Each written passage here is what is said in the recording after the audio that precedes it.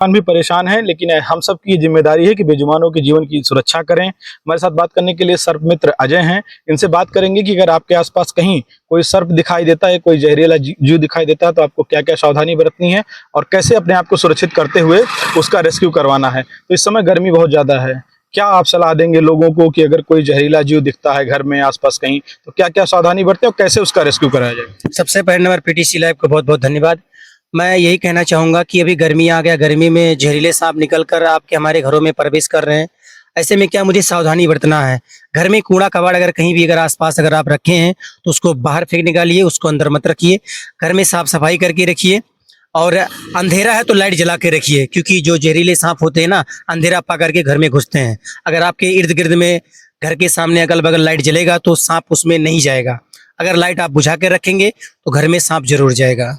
मुरली वाले हौसला बड़े सर्प मित्र हैं, वो लगातार कई सालों से वो रेस्क्यू कर रहे हैं।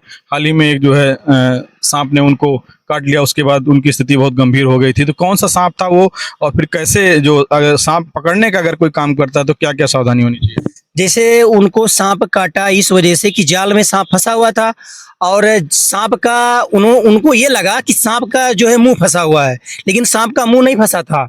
सांप का आधा शरीर जो है जाल में फंसा हुआ था। जैसे इन्होंने कैंची लेकर उस जाल को छुड़ाना चाहा, तैसे उनको लपक करके उनके हाथ में सांप ने बाइट कर दिया। और बाइट करने के बाद फिर आनन फानन में उनको डिस्ट्रिक्ट हॉस्पिटल लेकर गए।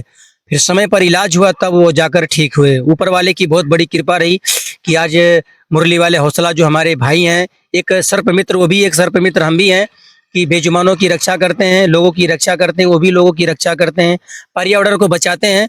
तो कहीं ना कहीं सर्प मित्र का बहुत बड़ा योगदान है इस समाज के लोगों के ऊपर। तो ये कहना चाहेंगे, सावधानी से काम करिए और अपने आप को सेफ रखिए। सरकार से आप लोग क्या मांग करना चाहेंगे? सर्प मित्र के लिए सरकार किसी योजना के तहत इनके कामकाज इनका सही से चलता रहे, या जो बेजुबानों को बचाने का प्रयास किया जाता है तो तमाम सारी संसाधनों की जरूरत होती है, तो सरकार से क्या अपील करेंगे?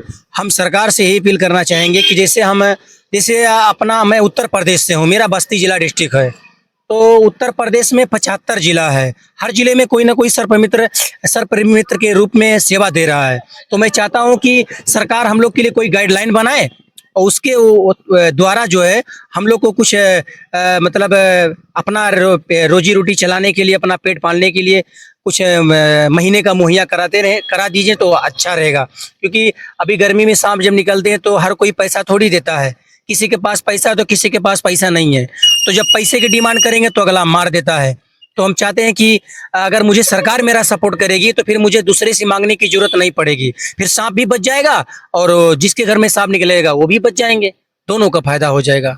देखिए, ये थे अजय सर्प मित्र, जिन्होंने बताया कि सरकार को सर्प मित्रों के सहयोग के लिए उनको एक गाइडलाइन बनाई जाए और उस गाइडलाइन के माध्यम से उनको एक उचित मानदेय दिया जाए, जिससे कि वो पूरे महीने काम कर सकें। और जो इन्होंने ये भी बताया कि कैसे मुरली वाला जो लगातार सांपों को बचाने के लिए काम कर रहे हैं और कैसे उनको सांप ने पहले काटा, फिर वो सुरक्षित हुए बाद में इलाज के बाद, तो क्या क्या सावधानी बरतनी चाहिए ये भी इन्होंने बताया। और अगर आपके आसपास कोई सांप या कोई जहरीला जीव दिखता है तो उसे मारे नहीं, आप सर्प मित्र से संपर्क करें, वो उसका रेस्क्यू करेंगे और वो भी, उनका भी जीवन बचेगा, आप भी सुरक्षित रहेंगे। पीटीसी लाइव के लिए बस्ती से कैमरा पर्सन हरी के साथ विवेक कुमार मिश्र।